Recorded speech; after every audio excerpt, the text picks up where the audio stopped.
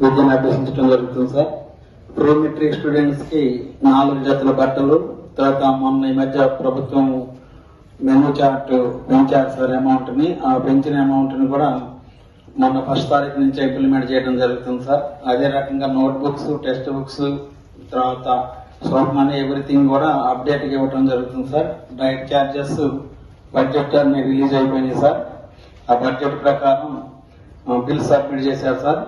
ఆ బిల్స్ కూడా 1-2 రోజుల్లో పూర్తి అయిపోతాయి సార్.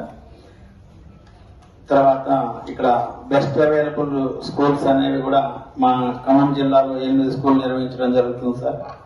ఆ బెస్ట్ అవైలబుల్ స్కూల్స్ సంబంధించి కూడా అక్కడ విద్యార్థులు ఎలాంటి ఇబ్బంది లేకుండా వాళ్ళు ఎడ్యుకేషన్ తీసుకుంటున్నారు సార్. అదే రకంగా కార్పొరేట్ కాలేజెస్ కూడా ఖమ్మం జిల్లాలో 6 కార్పొరేట్ కాలేజీలు నిర్వహించడం జరుగుతుంది సార్. దీంట్లో SC, ST, BC, minority, disabled అందరూ కూడా అన్ని కులాలకు సంబంధించిన విద్యార్థులు విద్యను అభ్యసిస్తున్నారు సార్.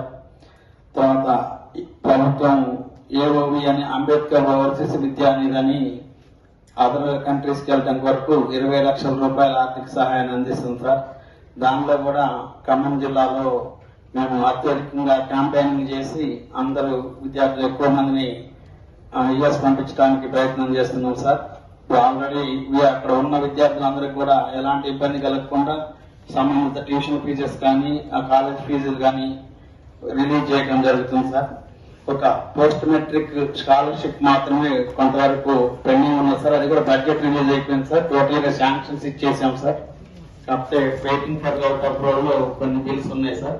వాటి వరకు ఆల్రెడీ కమిషనర్ సోషల్ వెల్ఫేర్ గారు కూడా రిక్వెస్ట్ చేయడం జరిగింది.